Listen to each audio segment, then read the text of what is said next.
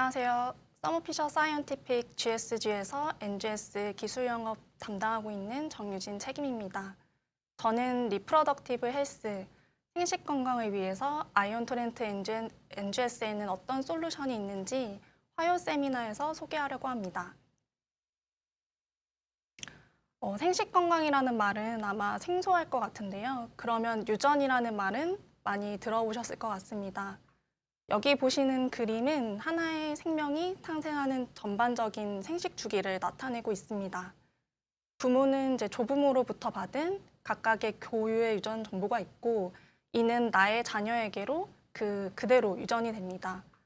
부모가 가지는 이런 유전 정보를 확인을 해서 다음 세대에게 유전 질환을 물려줄 수 있는 가능성 또는 위험성을 미리 예측할 수 있는 보인자 선별 검사에서부터 산정 검사, 그리고 신생아 선별 검사, 산후 검사가 이루어집니다.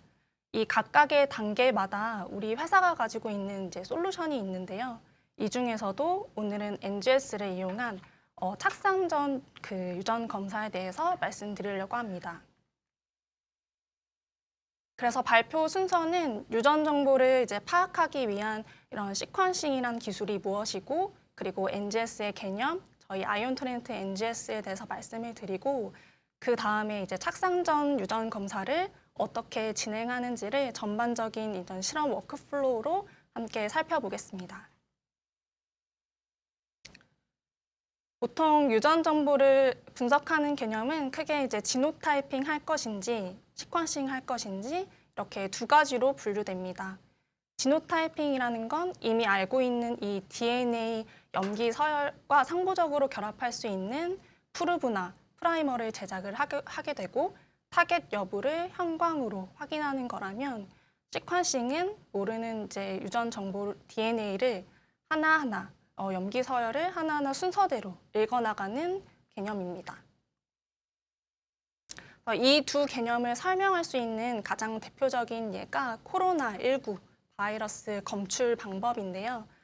이미 알려진 이 바이러스 시퀀스에 상부적으로 결합하는 프라이머를 제작을 하고, 리얼타임 qPCR를 통해서 증폭 여부에 따라서 확진자를 판정하는 게 지노타이핑의 목적이라면, 시퀀싱은 코로나 바이러스의 전체 유전 정보를 파악을 해서 역학조사를 하거나 또 새로운 변이를 발견하는 목적이라고 볼 수가 있습니다. 이러한 시퀀싱은 세대를 구분지어 나뉠 수가 있습니다. 1세대가 왼쪽의 생거 시퀀싱 방법이고, 오른쪽이 1세대 이후의 넥스트 제너레이션 시퀀싱 차세대 염기 서열 방법입니다. 생거 시퀀싱은 DNA가 합성되는 데 필요한 DNTP와 또 합성을 종결하는 DDMTP에 의해서 생기는 이 DNA 작은 조각들을 여기 보시는 이 캐필러리 관, 모세관을 통해서 사이즈 순으로 또는 형광 피크를 확인하는 이제 원리라면, 반면에 NGS는 반도체 칩을 이용한 기술로 칩 안에는 수백만 개의 웰이 존재합니다. 그 웰 안에서 동시에 DNA를 시퀀싱하는 원리입니다.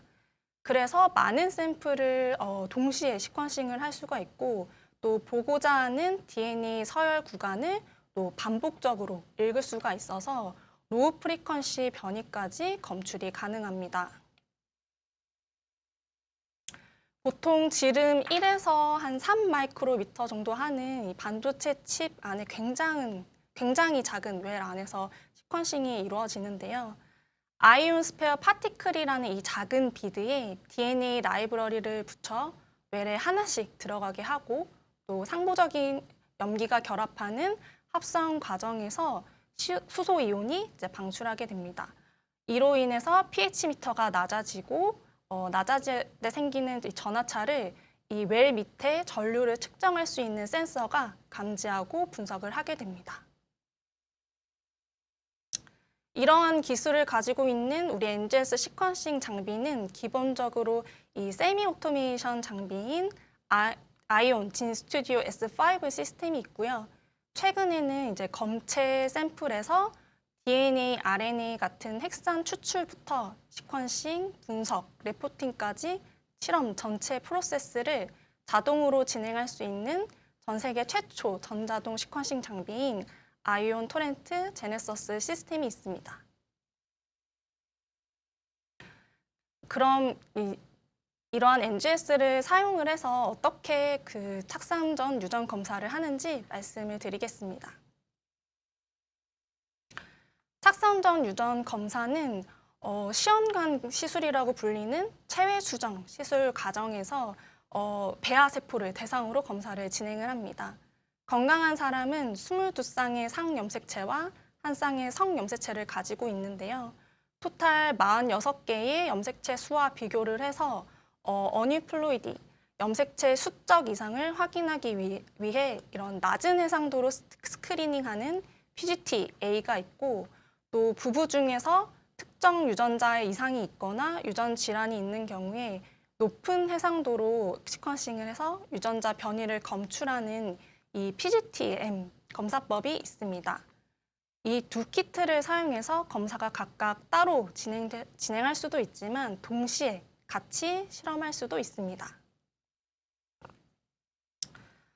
이 두 검사 중에서 PGT-A를 검사하는 이런 궁극적인 목적은 유전적 이상이 없는 건강한 배아만을 이식해서 임신 성공률을 높이는 것입니다. 실제로 체외 수정으로 얻은 배아의 염색체 이수성 발생률은 여성의 나이가 증가함에 따라서 이렇게 높아지고요. 또 동시에 자연 유산 위험성도 증가를 하게 됩니다. 그래서 이 PGT-A 검사가 시험관 시술을 하는 난임 부부들에게 얼마나 중요한 검사인지를 이 그래프를 통해서 확인할 수가 있습니다. 보통 NGS의 실험 워크플로우는 라이브러리 프랩, 그리고 템플레이트 프랩, 시퀀싱, 분석 이렇게 4단계로 이루어져 있습니다. 첫 번째의 라이브러리 프랩 단계는 시퀀싱 할 수 있게끔 DNA의 어댑터랑 샘플들을 또 구별할 수 있도록 바코드 시퀀스를 붙여주는 작업을 매뉴얼로 진행을 하고요. 그 다음에 아이온 스페어 파티클이라는 이런 작은 구슬에서 작은 비드에 라이브러리 그 DNA를 부착하고 또 증폭해서 반도체 칩에 로딩하는 템플레이트 프랩, 이거는 아이온 셰프라는 장비로 자동으로 진행을 하고요. 그 다음에 샘플이 이제 로딩된 칩을 NGS 장비인 S5 장비에 장착을 해서 DNTP가 합성돼서 방출되는 수소 이온 시그널을 칩 아래 센서로 체크를 해서 분석까지 진행을 하게 됩니다. 이런 모든 실험 프로세스는 샘플 준비부터 빠르게 진행이 되어야 합니다.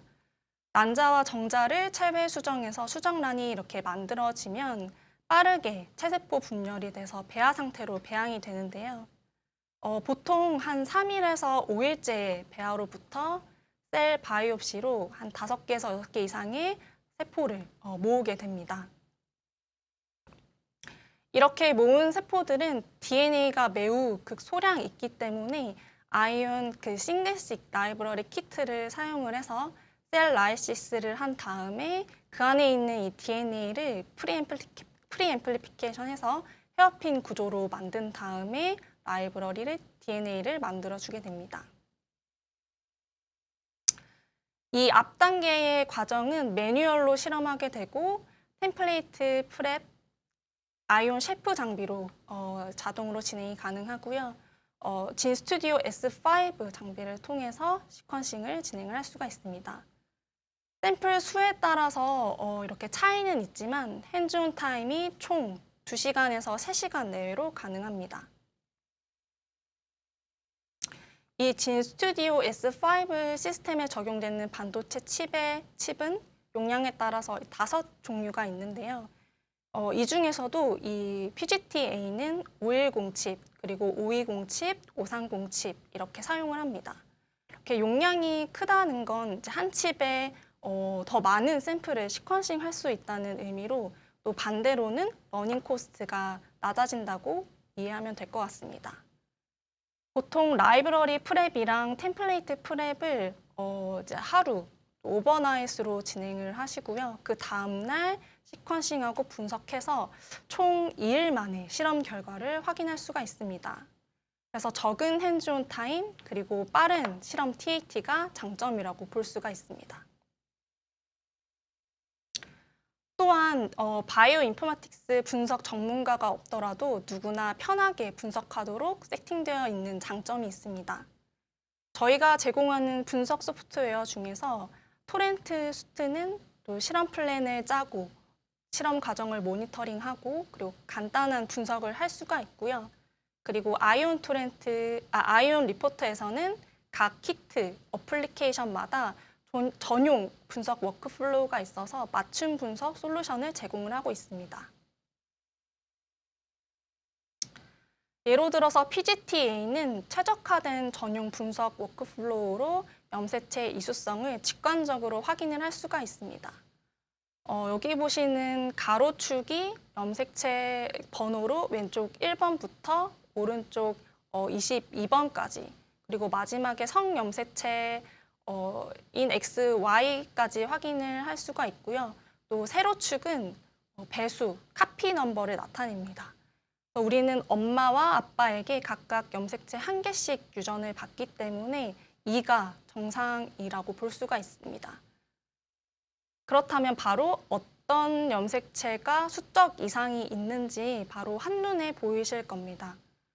염색체 13번 염색체에서 로스가 있고 그리고 염색체 3번과 4번 염색체에서 개인이 있다는 것을 알 수가 있습니다. 이렇게 이수성이 보이는 염색체의 위치를 클릭을 하면 이렇게 자세히 확대해서 보실 수도 있습니다. 보통 오일 배양한 배아에서 한 20% 빈도로 정상세포와 비정상세포가 섞여 있는 이 모자이시즘 배아가 나타납니다. 정상적인 세포는 이렇게 이 배수체가 나타나는 반면에 모자이시즘은 여기 보시는 것처럼 2.5, 1.5배로 되게 이상한 카피 넘버를 확인할 수가 있는데요.